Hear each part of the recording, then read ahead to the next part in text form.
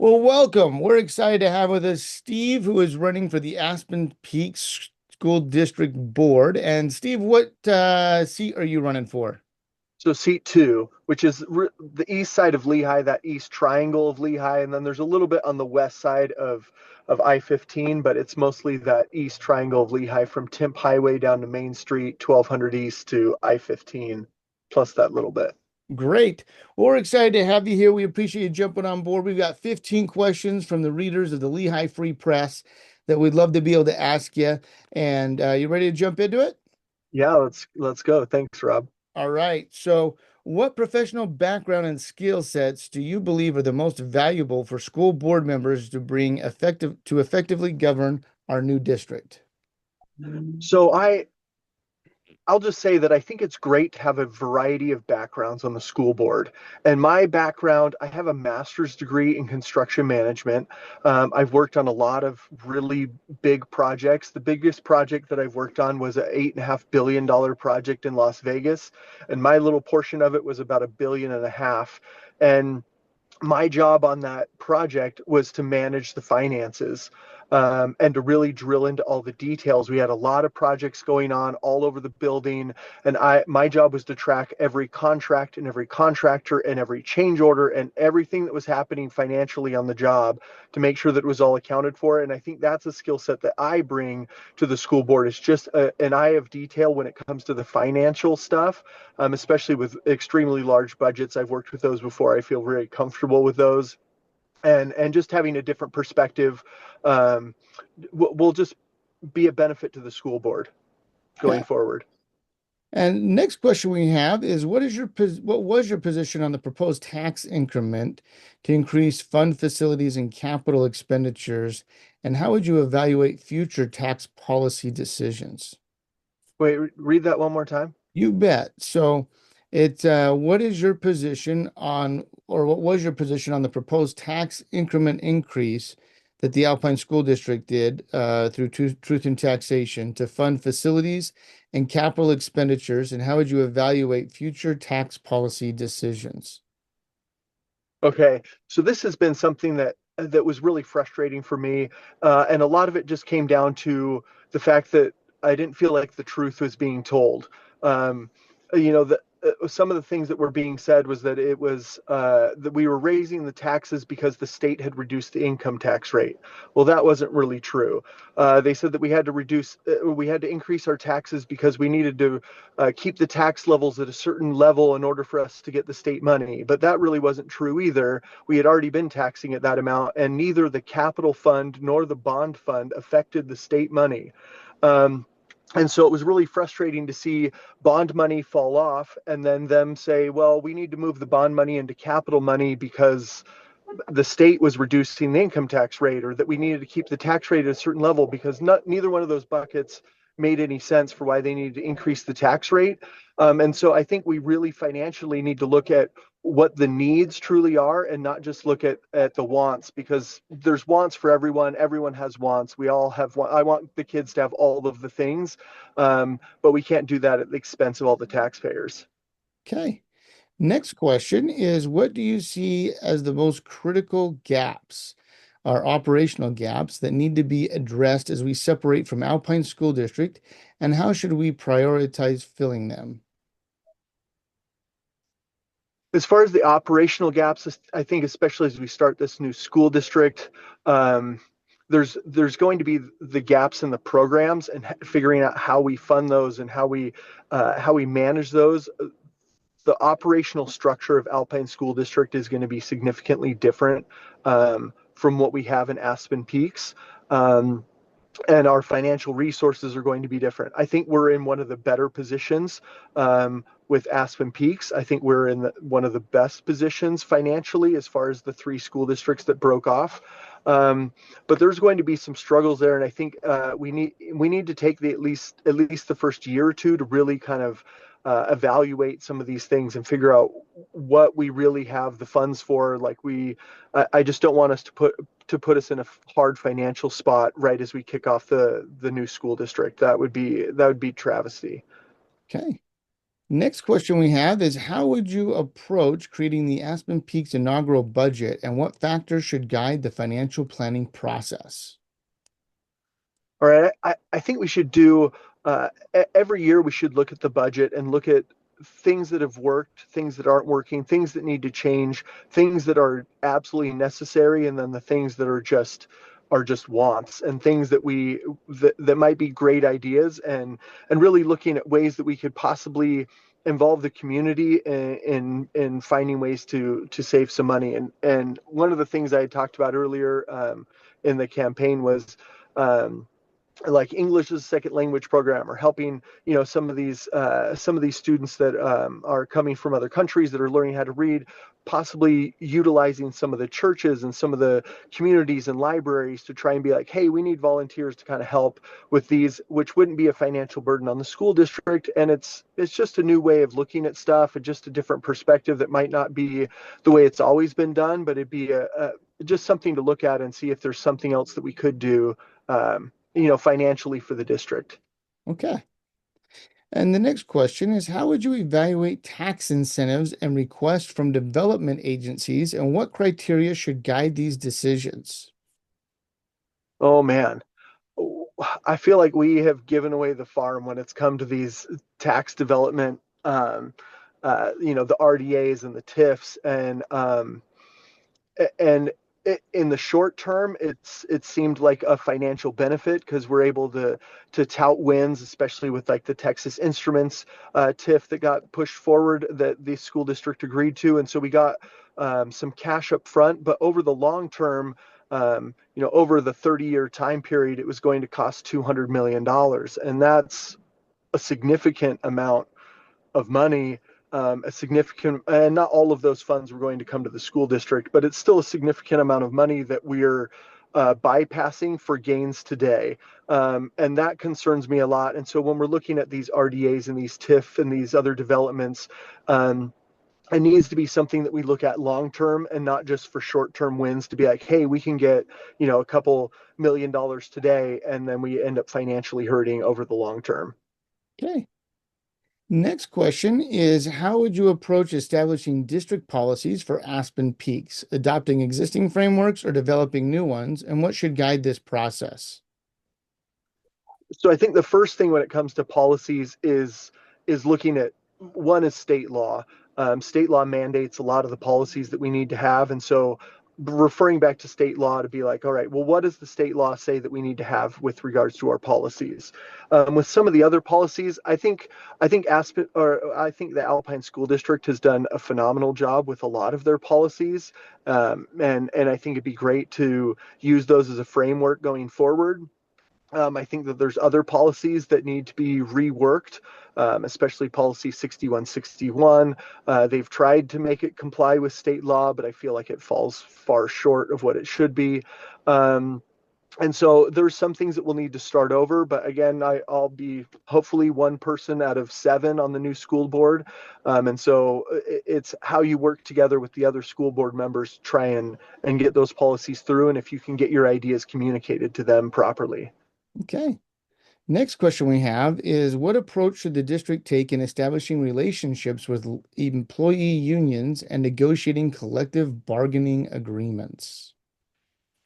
I think a lot of the collective bargaining agreements happen at a state level, and I could be mistaken. It's possible because there's a lot of things that I don't know. I'm kind of learning as I go, um, and and so that's probably something that I know very little about. I met with the school union a few weeks ago. I know they didn't endorse my campaign, but that's okay. I told them before I left. I said, look, regardless of who you endorse or how this works, like I'm we're all adults here and we can work together moving forward. And so I just want you to know, like, I'm not going to harbor ill feelings about that. And so I have no issues working with them and working towards, agreements or making sure that the teachers feel like they're being fairly compensated in our district. I want our district to be the place where all the teachers want to work because it's the greatest place, it's the greatest district that we have in the state of Utah.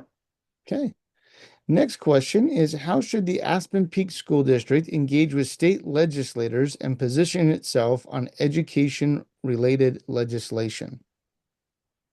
So I've worked with the legislators quite a few times over the last couple of years, especially with regards to policy within various the school districts across the state and state, and specifically with Alpine School District.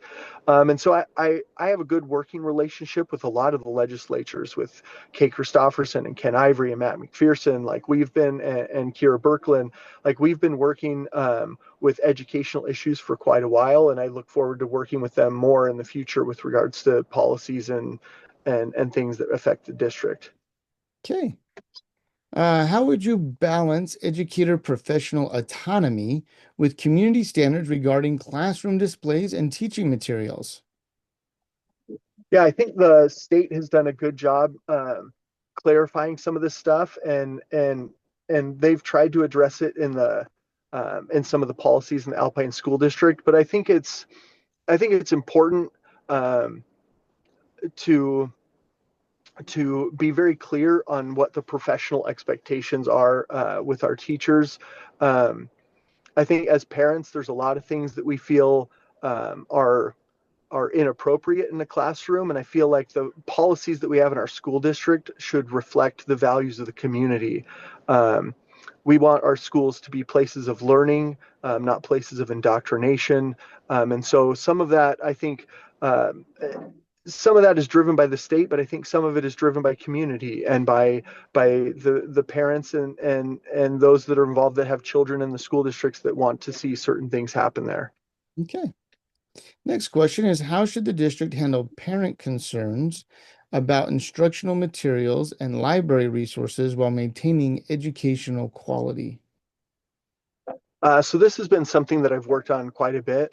Um, the state law is very clear, and anyway, this might be somewhat related. The state law is very clear about what materials should be allowed in our libraries. Sexually explicit content has no place in our libraries, and it's something that we've been fighting with the school district for almost 3 years now, to try and get that stuff cleaned up. Um, and really the problem has been pushed onto parents, where parents have to be the ones to find this material and bring it to the school, instead of it being proactively approached. And that's been a little disheartening, as a parent, to try and to see these things happen. Um, and so I think the state law is very clear when it comes to what material is allowed in a public school where we're mandated by the state to send our kids. If you want to get that materials at a public library or on Amazon or Barnes and Noble, you're more than welcome to get that. The material's not banned. You can get it anywhere you want. We just don't think it should be in a public school. Okay. Next question is, what approach the district take regarding health education curriculum and materials selection? I think a lot of this, especially when it comes to health education, we need input from the parents, the ones who have their kids in the schools. I'm a big advocate for parental rights and parents managing the education of their children. I know that children spend a lot of time with teachers. I know that teachers are the ones that are the educators, and that have been trained in some of this stuff. But I think parents are ultimately the purveyors of each child's education. And so I think involving them, getting their sign off, if there's something that as educators, we feel like there's something important that we need to include, then we need to engage the parents and explain to them what we're doing, and not just kind of ram it through and say, well, we know what's best, so hold on, because this is what we're doing. We need to get buy-in from the parents, and that's the biggest thing when it comes to that. Okay.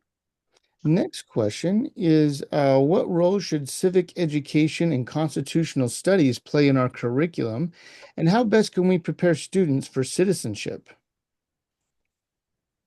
That's a great question. This is a big deal. I think our civics has been lacking severely, not just in the school district, but just like nationwide as a whole. I feel like civics has been lacking over the last couple of decades. Um, and I feel like that's probably one of the biggest pieces of education, along with like the education standards, like reading, writing, math, science, like those basic educational standards. Like when it comes to the Constitution, is another basic standard. It's something that you should understand how government works, how our country was founded, um, why America is just such a great place, and why being politically involved is such a great thing, and to be politically involved to make change, and not just become like an activist, but to be actually get involved and run for office or support candidates and do things that make you civically involved and civically aware. Okay. Next question is, how should you approach decisions about graduation requirements and academic standards to best serve our students' college and career readiness? Wait, we're sorry. Repeat that one more time. My brain was just You're good. sorry. You just hit the pause button. How would you approach decisions about graduation requirements and academic standards to best serve our students' college and career readiness? Awesome. Um, but working in construction, I have kind of a different feel. Like I have a master's degree, I went to college, um, and I feel like when it comes to readiness, um, a lot of the basic educational standards, like we talked about, reading, writing, math, science, are foundational to a great education and something that we should provide. When it comes to college and career readiness, um, I just have a different feel about this. The average age of a plumber in the state of Utah is 55. The average age of electrician, I think, is even older. And we're looking at some of these trades that are super critical to our infrastructure, to our community, to just our way of life. And those things have been pushed to the side. And I'd like to make sure that that is brought as an option.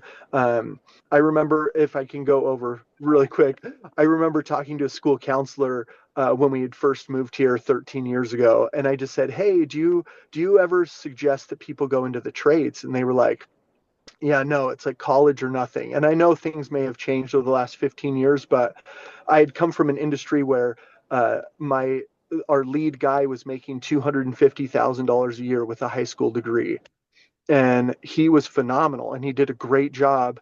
And those kinds of careers just kind of get overlooked because there's a big push and big focus on college. And I think college is important, but there's other things that we could look at too that are part of education and being well rounded. Okay. Next Sorry, question. I went over. Good. How should the district respond to state policies regarding charter schools and school choice programs that may impact our enrollment and funding? And I think charter schools have been great um, a great thing in the state of Utah. It's the curriculum is still controlled at a state level, but I think it incentivizes public education to offer a better product. For a long time, um, public education was the only way to get an education. Um, but charter schools and some of these other offerings where parents are able to choose where to send their children are really kind of showing that parents are looking for choice and looking for for things that offer more value.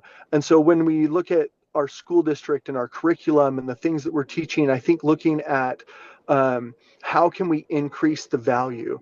When we look at attendance rates and those kinds of things that are problems, um, I think that's we're seeing the manifestation of this problem where it's like, how can we increase the value of what we're providing?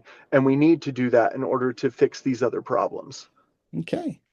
And second to last question, what role should trade skills and technical education play in the district's offerings, and how would you expand these opportunities? I love the trade programs. I think they're awesome. They're of huge benefit. They're skills that can't be shipped overseas. Um, they can't be taken over by machines, at least not in the short term. Um, and I really think that we can partner with some of our local companies to say, hey, we'd like to make this part of the curriculum. We'd like to create, a skill set that is of value to you and your company and of the trade, and really working with home builders and contractors and other people, other trades, welders and machinists to just say, like, how can we help support your trade and see if we can't partner with them to even offer other programs or things and have them help finance things in the district that we where we could expand a program like that. Okay. And the last question we have for you is just 1 minute to say whatever you'd like to the voters. Oh, awesome. Yeah, so I'm Steve Sparti. I'm a father. I'm a strong conservative. I strongly believe in parental rights. I got involved in the schools a few years ago when it came to finding like the sexually explicit materials in schools, and I really had no idea what I was getting myself into. I had I just knew that there was a problem, and I just thought as a father and as a parent, I just wanted to get involved and just speak out and just see if we could help change policy and just improve things. And it was more of a challenge than I ever thought it would be. And so anyway, when this opportunity came around, I wanted to throw my hat in the ring. I wanted to put myself out there. I really believe that protecting our children is of the highest priority, especially when parents are putting them into our care every day. And so that's a big issue for me, and I want to make sure that we're taking every opportunity we can to protect them, and that we are providing a great service as board members. Great. Well, thank you, Steve, for taking time. It's not easy Totally to do appreciate it. 15 questions in 15 minutes. So thanks for taking the time. Thanks for putting your hat in the ring. I know it's not easy to put your name out there and be a little bit vulnerable. So again, Steve running for for Aspen Peak School Board, seat two. C2. So thanks Yeah. so much, Steve. Thanks so much, Rob. Appreciate the time. You bet.